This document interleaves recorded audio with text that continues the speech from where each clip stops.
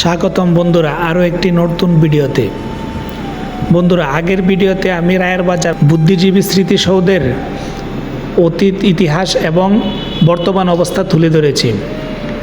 আর আজকের ভিডিওতে আমি দেখাতে চলেছি স্মৃতিসৌধের পিছনে অদেখা কিছু অংশ। আমি শিওর যে আপনাদের অনেকেই হয়তো এই বিষয়টা আগে কখনোই দেখেননি।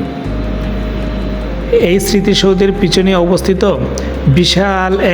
বিশাল এক কবরস্থান, যার আয়তন প্রায় ৯৬ হেক্টর।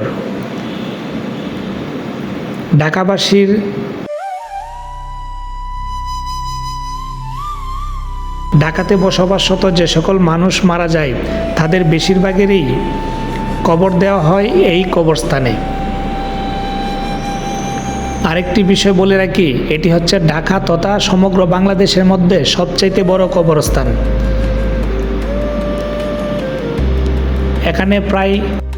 এখানের মোট কবরের সংখ্যা প্রায় ১ লাখেরও অধিক। মোট ব্লক সংখ্যা ১৪টি।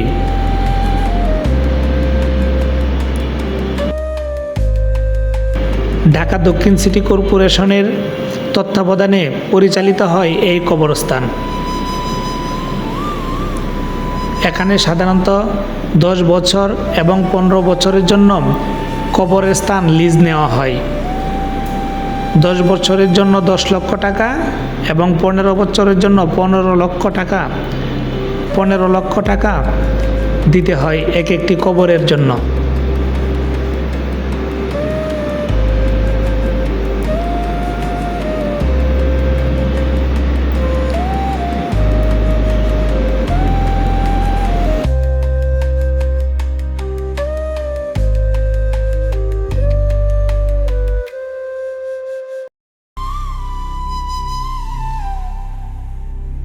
জুলাই আন্দোলনে নিহত ১১৪ জনের কবর রয়েছে এই কবরস্থানে।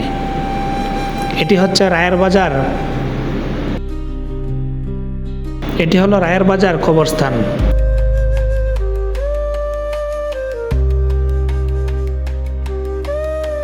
যা আয়তনের দিক থেকে বাংলাদেশের সবচেয়ে বড় কবরস্থান।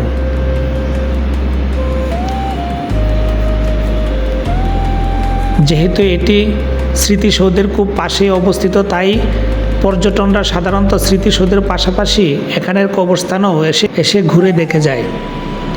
তাছাড়া মৃত ব্যক্তিদের আত্মীয় স্বজনরাও সবসময় এখানে আনাগোনা থাকে।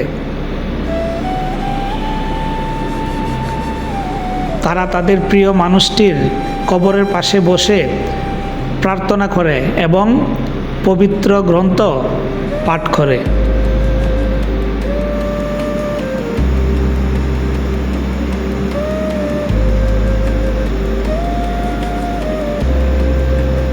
অত্যন্ত বেদনাদায়ক এই স্থানটি পর্যটকদের জন্য সবসময় উন্মুক্ত থাকে। তাই আপনি যদি কখনো রায়ের বাজার বুদ্ধিজীবী স্মৃতিসৌধে আসেন, তার পিছনে অবস্থিত এই কবরস্থানটি অবশ্যই ঘুরে দেখে যাবেন।